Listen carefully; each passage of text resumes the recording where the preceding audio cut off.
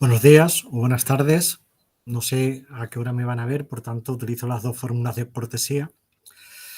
Dicho esto, en este momento inicial debo mostrar, por supuesto, mi agradecimiento a todas las personas e instituciones, Facultad de Derecho, Generalitat Valenciana, implicadas en la organización de este congreso y de manera muy concreta y especial, por un lado, al comité organizador, conformado por los profesores Todolí, Soriano, Martín Pozuelo y Sánchez, y por otro lado, a todos los ponentes y comunicantes. Sentado lo anterior, el título de mi comunicación es el siguiente: algunas categorías propias del derecho común en auxilio del abuso de la temporalidad en el ámbito público. La idea central no es más que una crítica o censura. El olvido por parte del Tribunal Supremo de la teoría general del derecho a la hora de resolver estos litigios sobre el abuso de la temporalidad en el sector público y de manera muy concreta referido al contrato de interinidad por vacante, negando al trabajador la condición de indefinido no fijo cuando ha desarrollado su prestación laboral durante un tiempo superior a 3 años, antes de la sentencia del Tribunal de Justicia de la Unión Europea de 3 de junio de 2021. Para desarrollar la exposición, con base a esta idea central, vamos a imaginar las dos riberas de un río. Por el margen izquierdo vamos a consensuar que está el contrato de interinidad por vacante con todo su marco normativo. Es decir, el artículo 15.1, letra C del Estatuto de los Trabajadores, en relación con el Real Decreto 2720/1998 y de manera muy concreta su precepto 4.1 infine. También es necesario tener presente el artículo 70 del EBEP, sin olvidar la directiva 1999/70 de la entonces llamada Comunidad Europea. Por el margen derecho, acordamos que se sitúa la añorada calificación de indefinido no fijo del trabajador que suscribió el citado contrato de interinidad por vacante con esa administración pública.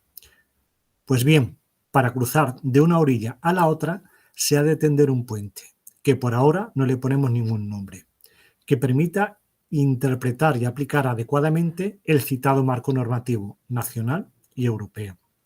Y una vez verificada esta doble labor hermenéutica, quedará construido un sólido puente que, tras ser transitado, obtendremos como resultado la deseada condición de ser considerado trabajador indefinido no fijo.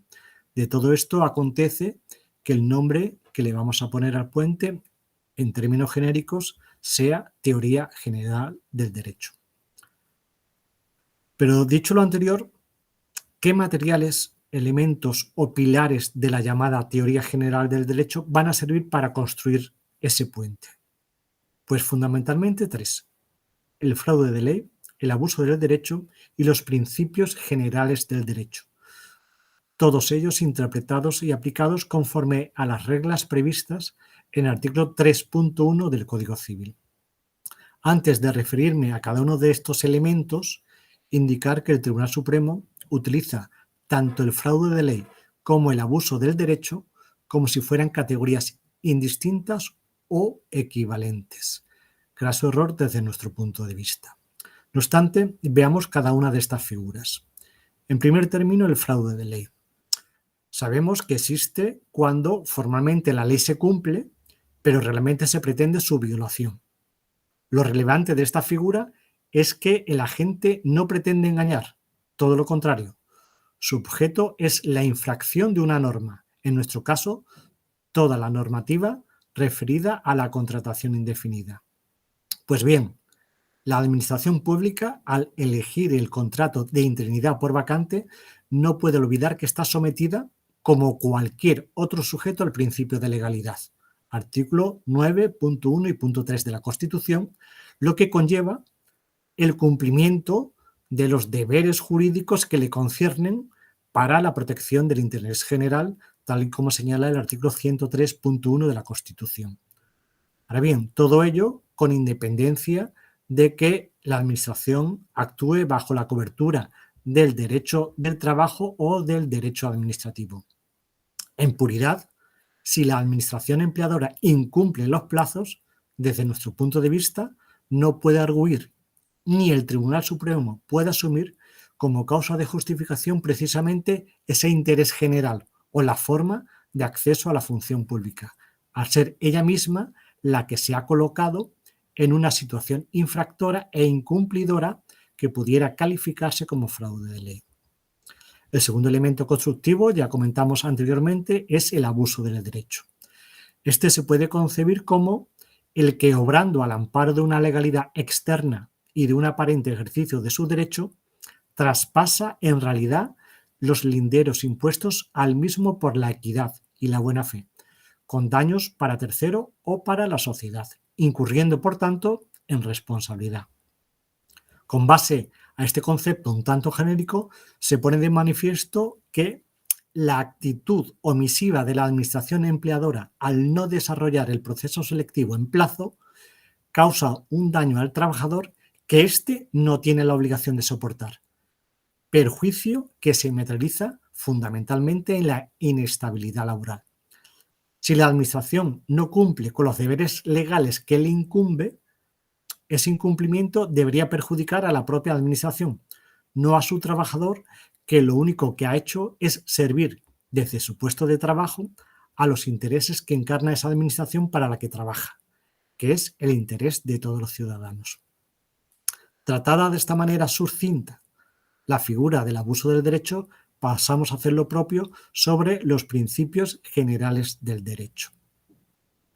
Si se estudia a los principios generales del derecho desde una doble óptica, esto es, tanto informadora como integradora, es indudable cómo el Tribunal Supremo se ha alejado de los principios propios que inspiran nuestro ordenamiento jurídico en general y de los principios que inspiran el derecho del trabajo en particular, y de manera muy concreta de los principios que amparan la contratación temporal.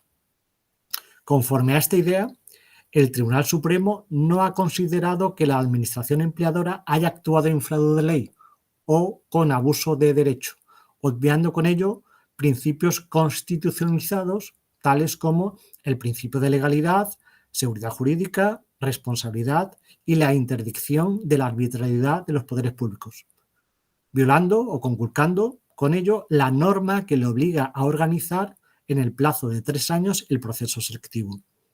Conducta que ha sido justificada por el Tribunal Supremo realizando una labor interpretativa también disconforme con el derecho de la Unión y con los principios que este cuerpo normativo inspira. Pero además olvida el principio informador por antonomasia del derecho del trabajo, el principio prooperario en su doble faceta.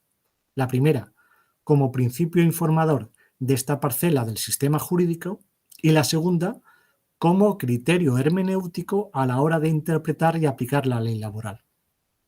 Pues bien, el Tribunal Supremo, en las resoluciones previas a las sentencias del Tribunal de Justicia de la Unión Europea, al denegar al trabajador la condición de indefinido no fijo, lleva a término una interpretación y aplicación del derecho interno laboral, desconociendo el principio prooperario desde su doble vertiente. Por un lado, su carácter tuttivo al amparar contratos que se prolongan durante lustros y, por otro, como criterio exegético para dilucidar la interpretación más conforme con el derecho europeo. Sentado todo lo anterior, llegamos a la conclusión final. Y es que no hubiera sido necesario la sentencia del Tribunal de Justicia de la Unión Europea de 3 de junio de 2021 si realmente nuestro Tribunal Supremo hubiera tenido la voluntad jurídica de construir con estos elementos, con estas categorías, el puente que nos abocaría a considerar a los trabajadores indefinidos no fijos. Nada más y muchísimas gracias a todos.